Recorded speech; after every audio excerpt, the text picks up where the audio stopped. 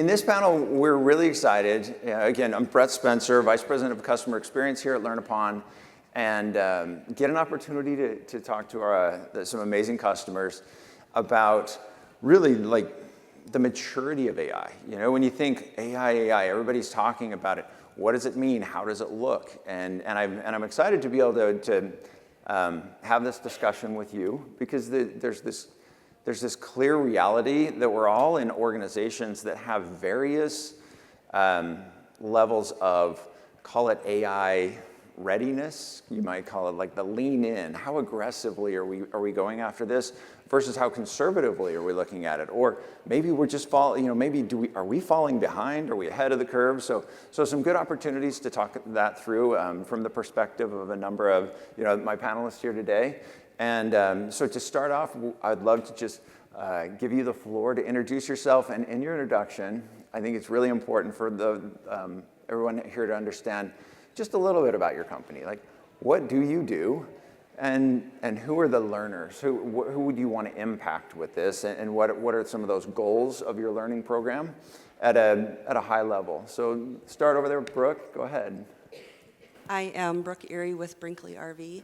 We are an RV manufacturer. Our goal with LearnUpon is to have 3 different portals, one for dealership training, internal training, and then RV owner training, to kind of build some brand loyalty and buy-in and reduce some customer care calls. Very good. Thank you. Hey everyone, Cooper Taylor. I work for 8x8, which is like a telecom company. We have chat and video and a contact center component to us.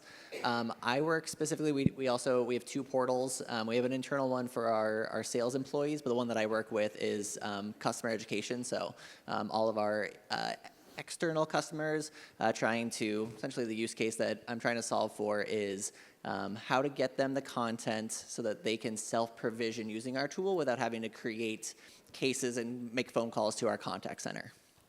Right on. Byrdie. Hello, everyone. My name is Byrdie Bluebyrd. I work at a company called AgentSync. We work for compliance. My use case is a little different. I actually do full cycle L&D work. So I do the customer as well as all of the employees. So I help them with self-development. I help them understand the product. I also help the customer during implementation. And I also assist them in understanding the product for use.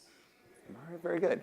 All right, a follow-up question in the same order. Tell me, what is like your role or your title today and how you might map that to the titles we've been talking about?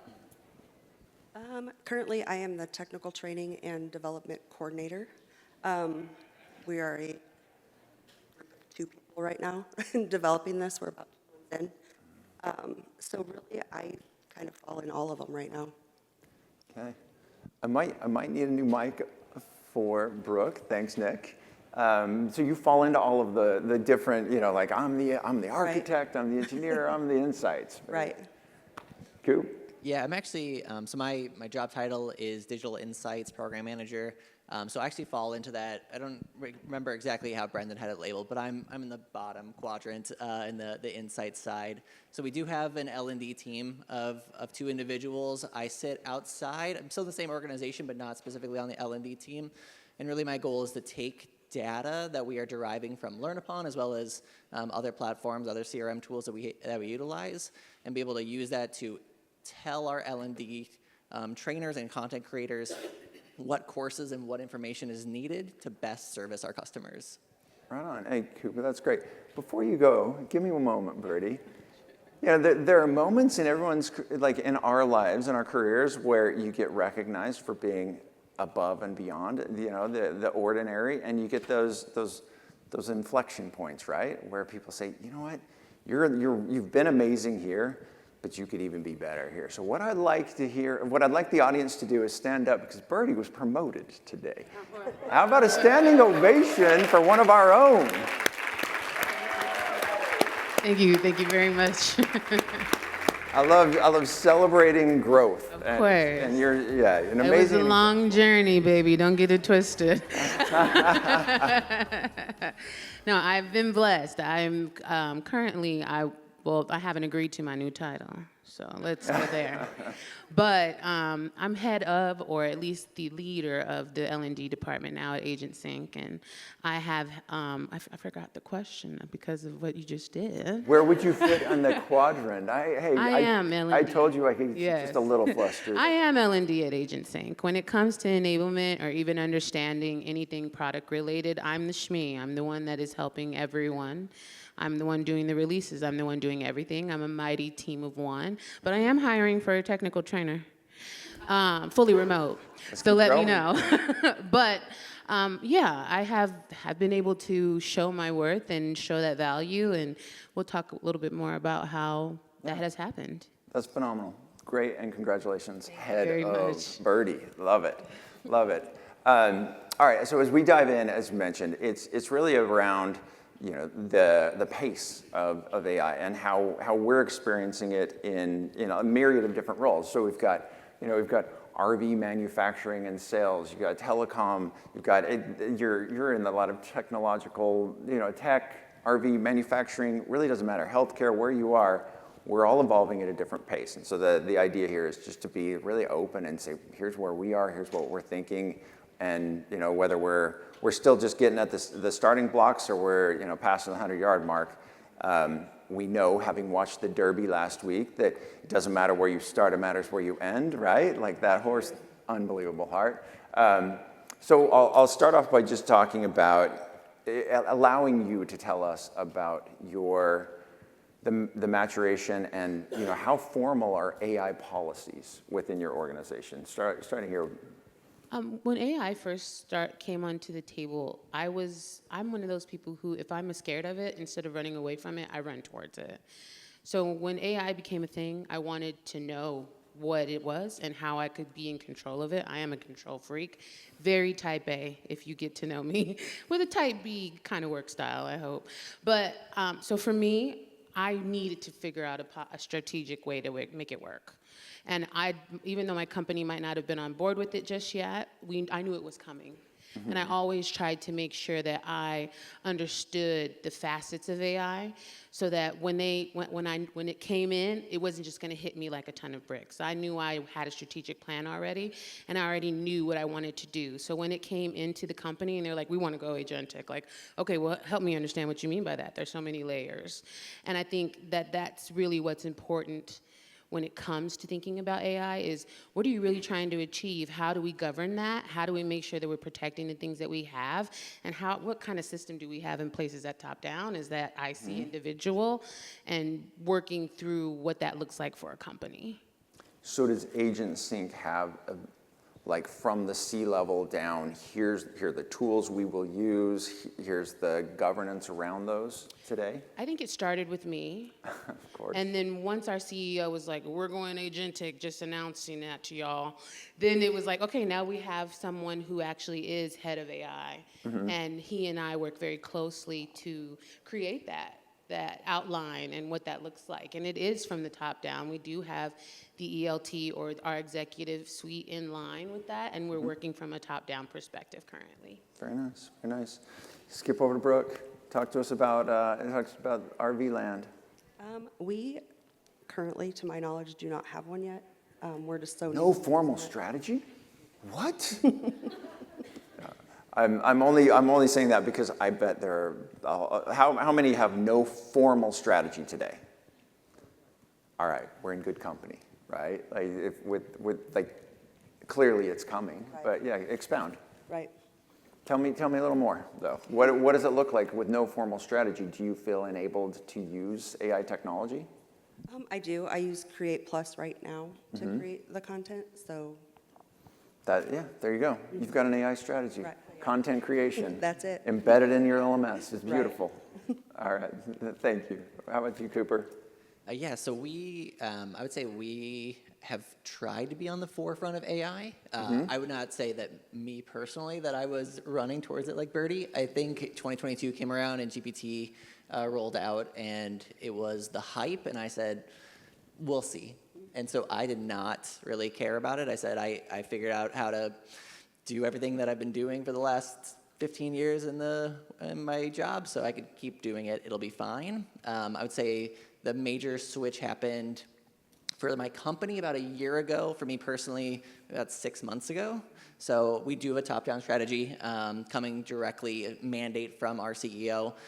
We have been given almost free reign to any AI tool that we would like. Wow. So I'll run through a few of them and see if any of these resonate with the group here. We used Glean for a little while. We used Area. We have Google, so we have Gemini. We have Notebook LM.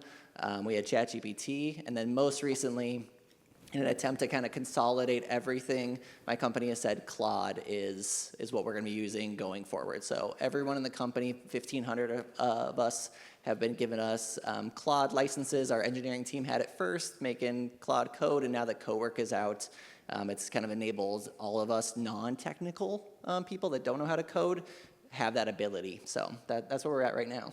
Okay. Glean. Raise a hand. Who knows it or has used it? Couple. All right. I like Glean. Area? Area, yeah. Area is like a Anyone? consolidation tool where you can feed it Glean and GPT and Claude. It kind of pulls from all of them. Mm-hmm. So. How about just ChatGPT? All right, yeah. Claude? Okay, of the people, now keep your hands up with the people there. Of the people that have used Claude, how many have actually built like an app with it or something? So okay, everyone with their hand raised, like, it's pretty phenomenal. Tell me, like, Cooper, one more thing, and then I'd love to get to your comment, Byrdie. Have you built anything on Claude? Yeah, so I mentioned I'm the data guy. So one of my key focuses is for our organization is like forecasting for our contact center as well. So I was able to feed into Claude Cowork. I gave it all of my actual volume from 2024, 2025. Volume of what? Of contacts, so calls, chats, emails. Okay. Anytime that a customer contacts us in one of our CRM tools, I have all of that data, and it's a lot of data, as I'm sure you can probably imagine. Fed it all into Claude, and essentially just said, hey, once again, I'll say, you have to iterate on these things. So I said, hey, here's my data. Fill out a forecast for me. It does a pretty good job. 3 minutes later, it's got a file that is usable. I then have to retrain it and say, well, some of that's garbage, because we've been talking about how a lot of AI does spit out hallucinations and isn't a perfect match for what you're trying to do on the very first prompt. Continue iterating on it and have a minimal viable product that would have taken me personally 2 weeks, took about 5 minutes for Claude to make a full year of forecasting. And then one kind of cool piece of it was I gave it 2024, 2025. I did this on April 1st. I also had the actuals for our January through March of this year. I asked it to forecast January through March because I wanted to see how well it did. And so it gave me that forecast. I then said, hey, actually, I do have those actuals. Can you tell me how you did? And it was only 5% off of forecast, which if anyone's done forecasting, 7% for a human is like world class. So 5% for a robot was A-okay. Pretty okay. So yeah, very, very excited. So you're forecasting support trends that could then, dial the next one. Like, hey, Claude, tell me what's the key driver of that support, and then create the learning content to help drive, like deflect ideally, which is really, really cool. Thanks for the example. Head of, would you like to contribute? I like how that sounds. I have a different system for me because I don't know, call it narcissism. I don't know. I'm always trying to rebuild myself into everything that I do in AI. So I think for me, Claude, I used Claude to create something called the Bird Call. And what it is an internal system that allows anybody in the company to see anything that is related to the product, related to customer interactions, also related to, any kind of data analytics that we're looking for. So I use things like, and I'll name some AI things and we'll see if people know it, but I use Mode and Snowflake, and I have it all connected into the Bird Call. So like a good example would be like you're a AE on the GTM team, right? And you're talking to somebody who's mid-market, and you have a question about terminations. Termination, it's just a simple thing that we do in the compliance, right? So you could say something like, hey, Byrdie, I'm talking to a mid-market customer. They have X, Y, and Z. Find me a comparative customer and tell me what we did to get their business. And they'll get it in my language. Because I'm always trying to think about what's the easiest way for you to take something very technical or something very advanced and put it in the most layman's simple terms. Because a lot of people don't have time, and as somebody said earlier, which I agree with a little bit, people don't read anymore. So how do I make it to where you're getting bullet points that will still affect the ROI and still bring you that information so next time you know what to do, or you know it's something that's easily accessible to you. But that required me to use Claude, and I had to make some mistakes. I first was front-loading Claude and was putting all my information in there, and Claude was hallucinating on me. Claude was like, hey girl, here's a bunch of stuff. And I'm like, that is not what I told you to do. And I had to delete, and I had to come in there with a strategy, and I had to say, okay, when we get here, then we look at these, and when we get here, we're looking at this. And it's actually quite a process that I think sometimes we think AI is just the answer, and it's just gonna, let me just throw everything in there. You have to have a strategy. Yeah. You have to really be thinking about how am I feeding this information in, and how am I making sure that I'm following within the memory requirements of the AI tool that I'm using. You probably don't even know this, but ChatGPT won't even reread in the same conversation feed that you're talking about. So even if we're talking about something, we've been talking for 50 minutes, and then I'm like, hey, write me up an email, and the email is crap. I'm like, hey, we just got done talking about this. Aren't you rereading everything we talked about? And she's like, no. So I have to remind, and I have to recreate, and I have to keep feeding it. I don't have to do that with Claude, but you have to know the parameters of your AI tools. Yep. That leads really nicely into the idea of, as our maturity increases and you start to think, well, I've heard like 8 different names of AI options. How do I know which one I should be rallying for, and what impact that has on me? I think Brooke and I had a really interesting conversation earlier where, clearly you're in the infancy of the development here, but you're also trying your best to take technical, like in an RV, you've got a refrigerator, right? And then somebody has to service the refrigerator, and you're building the content for that, right? Correct. So standing between you and how to build a refrigerator, you know how to do all that, right? No, I do not. You don't? All right. So tell me a little bit about how you're thinking about getting that information and putting it into learning so that dealers know how to service refrigerators it's basically your remit, like you're the person to create all this training. So what are your thoughts on finding that right path, and which AI do I use, or how do I get subject matter experts? So we don't really create that through AI. We have training internally. So we're still having that human creating the content that we feed into it. I can't tell you how to fix a refrigerator, but somebody can. So we still have to get that either from the manufacturer or internal to put in there. And then to move that into something consumable that you can load into the LMS. What's your experience been so far with Create Plus? It's been very good. We take videos, and it takes the content from the words, and then we just pretty it up. Yeah. So. It's the easy button for me in so many ways, just to be able to take all of that content, get it in there, structure it really nicely, and say, oh, I'm very proud of that. Right. That's quite nice. Right. So yeah, that's good stuff. Tell me, Cooper, when you think about use cases and which learning tool, or which AI tool you think will do the best job for it, has the AI body at your organization laid out a structure for that, or how do you? I mean, because I think that's one of the challenges. The reason maybe I'm stumbling with this question is, if I'm in the early time, how do I know which use case to go after and which tool to use? And we're probably going to make a lot of mistakes. Sounds like you did. But tell me how you think about that, Cooper. Yeah, I would say because the journey of AI at my company has been through 5 or 6 different tools that I mentioned, I think what we're finding is there are different departments that had different needs, and that was one particular piece that we had to hone in on when we came to a corporate decision of Claude, hopefully. Who knows, we're a month into having it for everyone. Maybe 6 months from now we're all back on GPT or whatever the new company is that comes out. But right now the mandate is Claude, and because it seemed like the most universal across all of our different departments, where Our engineers, the people with that technical computer science type background, can use Claude Code and work it phenomenally. The people that don't have that technical expertise can use Cowork and build tools out of it. And the people that wanted to just use the chat function to ask it questions can use chat. So we're kind of replacing the ChatGPT piece because it has chat. We're enabling people to be able to build on their own if they don't have that technical expertise with Cowork.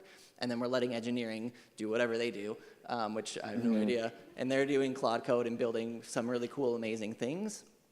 But I think 3 years ago, it was ChatGPT for us, and that was because I think that was the buzzword at the time, and I think we found some use cases out of it, and people were building projects within it, and there was a lot of people that were utilizing it, and I think really the goal was we don't want to have multiple of these AI tools out there. Let's try and figure out the one that can best service everyone. So that's been where we're currently at in our journey. A little evolution. Byrdie, what's your take on the use case to the tool? I think you need to really understand what you're trying to achieve. I mean, I think ChatGPT is an assistant, and it's really like a knowledge repository, right? It's not necessarily something that you're building to do agentic work. And that's why I always think it depends on what I'm trying to do. If I want to have a conversation, then ChatGPT is really where I go for that, because I feel like it keeps the best knowledge of how I operate and the things that are really important to me. But I think with Claude, you have this now ability to share information, and it can be across your whole organization. Yeah. ChatGPT, I could create something that would be shareable, but I don't have the ability to, I could write something in Claude Chat and say, okay, I actually like this, let's deploy it to a skill, and then I share that with the whole company. So I think it really just depends on what you're really trying to do and what you're trying to achieve. If you understand what the actual AI is capable of, and you know the difference between agentic work and assistance. I think that's what's different. A lot of people feel like they're agentic when really they could just be having conversations, right? Agentic means you're actually trying to build something that's deploying and doing things on your behalf. And that's what's important to think about is, am I trying to build something that's gonna take something off of my plate, or do I just need somebody who can have a thought process with me? Those are two different things. And that's how I think about the strategy for me, whatever it may be, is what am I trying to do? How deep and extensive does it need to be? Is it shareable? Is it just for my eyes only? And then does it fit into the broader strategy of what I'm trying to achieve in general? Well said. Thank you. All right, a small pivot into emotions, fear, excitement. We've shared this stat on the screen several times about 87, 89% of people are using it, 43% fear in like a state of learning and development. 43% of 1,400 people said, "Is this common for me?" So I'm interested to get your take, and I'll start with Byrdie and move across. I think it's valid to be afraid of something that you don't understand. And I think it's also valid to say, hey, this thing is doing something that maybe in your mind feels like it's doing it better than you would do it on your own. But I think what's also important to remember is that creativity will you're always gonna be more creative than AI, okay?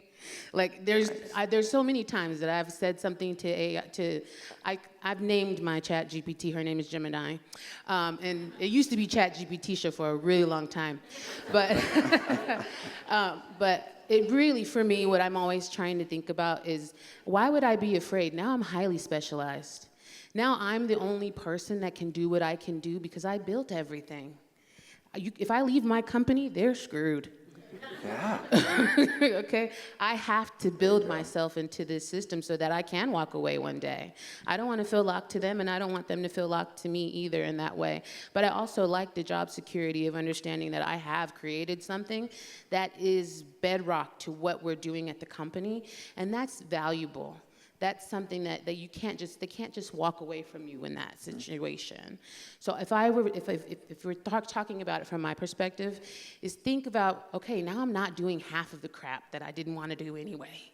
Yeah. And now I'm just highly specialized, and I'm working at a level, like when we saw the new job descriptions that Brett showed earlier, I was very taken aback in a good way, because I said, I didn't think about that. Now I'm out here executing, babe. Like, I'm out here taking it there. And it really, once you're in that mindset, then you kind of understand, all I'm doing is getting rid of the ancillary. So now I can focus on really what's important and really what's going to take me to the next level. And the perfect example is, hey, I put in that proposal a month ago, and I got promoted while I'm not even at the job. Not there. There it is. There it is. That's a great example of that. And you know, the call to action for everybody in attendance is, hopefully you took a screenshot of Brendan's kind of vision of what titles look like. Oh, Brendan, sorry. We I'm are. so used to Brett. Hey, I'll take it. I'll take it. I told Brendan it was a good idea. Don't worry. No, we are. We're a thought leader in the market. I think it'd be amazing if you start to think about that, and if it fits, like that's what shows up on the Indeed and the LinkedIn jobs, as we really think like this is the future, and we're the group of people that are saying we're defining what the future looks like. So it's an exciting time. Thanks for your insight. Fear.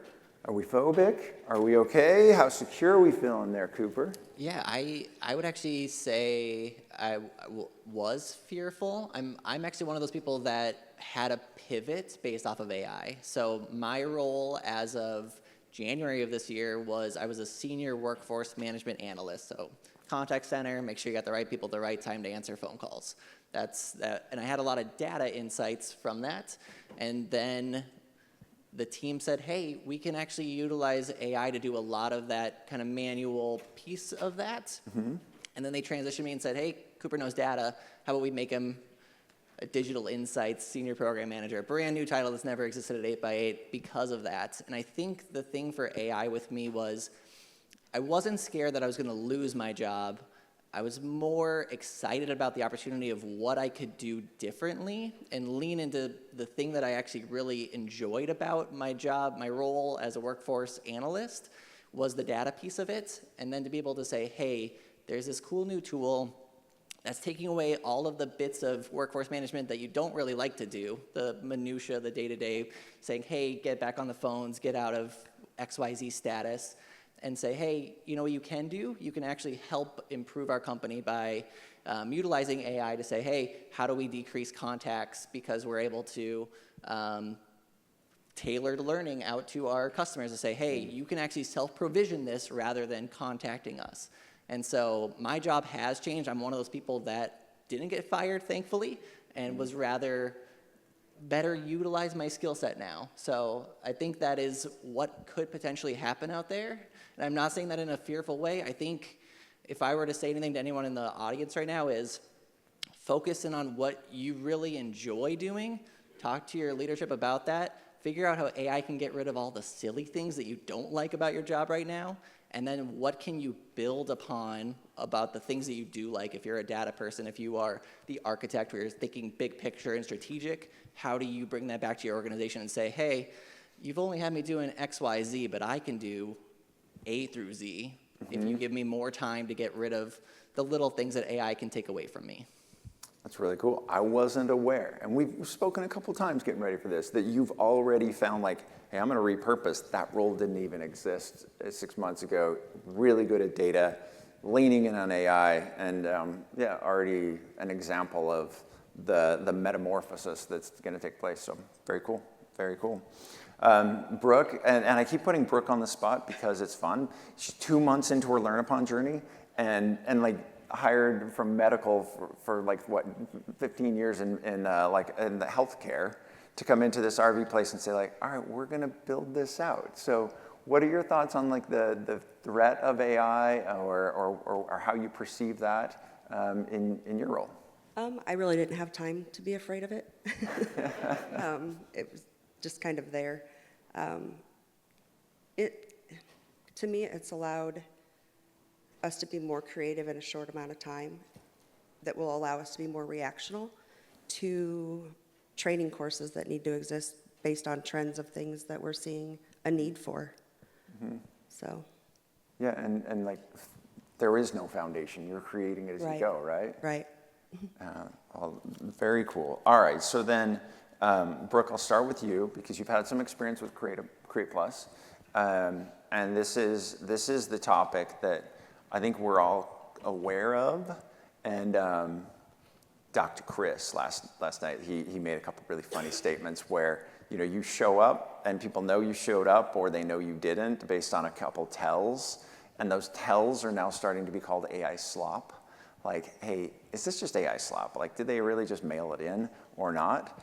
And so it leads me to ask you all, what do you like? How do you govern this? How do you make sure? Where's the oversight versus the let it do what it do kind of thing?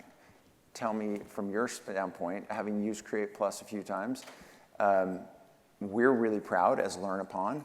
And hopefully you had a chance to meet Ro. She's like a rock star of creating native AI and visioning this and putting us in a place where we have confidence in the accuracy of what Create Plus does. But she'll admit it's not going to be perfect, and it's going to continue to be improved. So how do you think about the human oversight of what AI produces and your role in governing that? So we'll have, I'll create it. I'd say it's about 80% there in Create Plus. It pulls the verbiage and puts it into a format, and then we go in and pretty it up, add pictures, videos, things like that. It will go then kind of down a review board and be modified from there based on ways they want things worded specifically and things they don't like the way that it pulled. Mm-hmm. So you have a review board at this stage that will ensure that it really ticks because you're technical, right? You're like talking a lot of technical documentation. I'm not technical, but it is. But the output must be technical. Right. And I could create a course and not have a clue if it's correct, so it will go to the experts in those areas. We're kind of currently in the process of setting up who's that going to be. So a manual process after the AI has generated, an output. How about in your world, Cooper? Yeah, I think for us, a lot of, once again, data. Anything that I give to my senior leadership is data focused, and that's how they ask us to explain a problem. It's not a problem until you have data to back it up. It can't just be a qualitative, well, I think this could be the reason, we'll prove it. And so I think for AI, knowing that my name is attached to that data that I'm giving out to senior leadership is the big piece of, I want to keep my job. And so I double check and I verify everything. And I mentioned that I've created all these reports and built all these things over the last 15 years of working in corporate America. I still on the side will run it manually and then also give it to AI to run it and see how it does and compare the two. And then that goes into that iterations of, okay, then it's telling my AI tool, hey, I got this answer and not that answer. Explain it to me so I can figure out where it went wrong, or I explain it back to them and say, oh, actually, you weren't considering how these two numbers actually need to get added. You separated them. And so for that, it is really crucial, but I am still the human in the loop. Until I truly, truly feel comfortable, and I would say I'm still years away from saying AI can do it on its own without having that human piece, I am still manually double checking everything, trying to iterate on it and make sure that it can get to that future point where maybe it's, okay, I just check a couple of tabs of data and make sure they look better. The sanity check doesn't have to be quite as big. Exactly. You can sanity check just a couple things, feel comfortable, and it's got your name on it. It better be ding right, right in there. Exactly. But yeah, all right. So it's an evolution right now, but I have you sanity checked where you run it in one LLM and then another and be like, wow, they're vastly different, or they're similar enough that I feel good. I've done a little bit of that, and it's quite interesting when ChatGPT's like, Brett, you were so smart. I'm so glad you thought of that. Oh, Brett. And then I go over to another one, like, are you kidding? That's the worst idea ever. I'm like, okay, thank you. Because I would rather somebody be hard on me than ChatGPT just loves us all, right? It's like the most brilliant person on the planet. I know I am, thank you. But yeah, it's good to have the sanity checks there. What are you thinking about governance and AI slop? I I run a strict program, man. Okay, I'm hard on AI, but I give just as much as it gives me. So I believe in like a long, firm document with information. I'm a SME gal. I'm a collaborator. I'm working with the product team. I'm working with the PMMs. I'm working with the PDs. I'm working with everyone. So I'm trying to get as much information as I can in the front line so that AI is working for me in the background.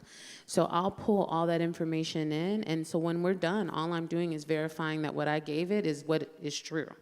And so I think for me, when I'm thinking about like the governance of it, I am always just governing. I've already did the work in the front end. That's why I always say like there's always going to be a human element in AI because I have to teach the machine. I can't just say, hey, how do I do this? And they're going to be like, well, I looked on the internet and found this. Well, that's wrong. So let's figure it out. So that's why I always try to start by, I'm going to give you exactly what I need. I'm going to give you the information that I have. And then let's refine it. Let's make it better. Do you have suggestions? Do you have thoughts? I have conversations with my AI. So I'll say like, hey, how do you understand this? Or hey, do you have any questions just based off of what I've given you? And I use that to strengthen the document or to go back to my team and say, hey, we have some questions. You know what I mean? So I think for me, I just run a really strict program, and I have them competing for my love all the time. I tell people this all the time. I will literally tell ChatGPT, this is what I got from Claude, can you do it better? And then I'll take that and give it to Gemini and say, hey, this is what Claude said. And they'll be like, oh, well, I can beat Claude. They will compete. And then I just put it all together, and then I tell ChatGPT, hey, take everything and turn it into something good. And then we read it, and I'm happy, or I'm not happy, and then we have to have a conversation. Another conversation. Yeah. Yep, there you go. There you go. All right. So we've gone through a little bit about our strategy as organizations, how we think about leveraging the tools, some of the small best practices that we found, and then really how we want to govern it. And I really appreciate the discussion so far. I'm interested if you were to crystal ball, start prognosticating. Let's say you're on the stage, 2027, we're having a similar conversation. What leads the conversation, Brooke? I really don't know an answer for this. I didn't even know what to expect for the conversation this year, being so new into it. So I'm just excited to see where it does go. Yeah, I think that's a very fair answer because things are moving so quickly. If we were to say we know for sure, it will probably be wrong, but yeah. Yeah, 3 months ago, if you would have told me I was going to do this and this would be my job, I would have told you were crazy. So. You're crazy anyway. There you go. All right. How do you see it, Mr. Data-driven Cooper? Yeah, I would say I don't foresee agentic going away. Maybe there's a new buzzword that I have no idea about. What my guess is, and maybe it's not next year, maybe it's still a few years away, I see connectors. I see your AI tool, whatever that is, being able to connect into the 5 or 6 different systems that you use to do your job. So connecting to LearnUpon to query and say, hey, how did this course go? Rather than having to go into LearnUpon and find that report, I imagine we're going to get to a point where instead of going into all these different websites and UIs to get the various pieces of data that you need, you'll go into your AI tool, everything will be connected into it, and you'll just ask that prompt and say, I want to know about this, and it'll pull from your CRM tool, it'll pull from LearnUpon, it'll pull from X, Y, and Z, and it'll give you all of that summed up in one. I think we are heading towards that. Once again, crystal ball, I have no idea, but that's what it seems like right now, is probably the future of what it looks like. AI is the UX kind of concept, all right? Yep. All right, thanks, Cooper. Byrdie, take us home. I feel like we'll really be talking about best practices. I feel like we'll finally have enough information, especially with the agentic stuff happening, about what are our failures and what are our successes. And I think that'll be the next conversation, is really how to best utilize something that we didn't really understand. Like, just like you said, I don't know what agentic is. I feel like I do. But that doesn't mean that my definition is the correct definition. And as we continue to learn, we will figure out how do you build an agent that's actually usable, viable, and not going to hallucinate? Or is it all hallucinations and we're all freaking out? You know what I mean? So I think the next conversation, AI is not going anywhere just yet. But I do think that the next year is really going to be like how to really optimize, how do we take it there, and how are you really using it at your company? Again, well said by all, and please let's give this panel a round of applause. Got to see a lot of the different maturity and hear from everybody along the way. Hopefully, you were all able to connect with that. Really appreciate it, and I'll let you go. You're off the hot seat. Thank you so much for everything.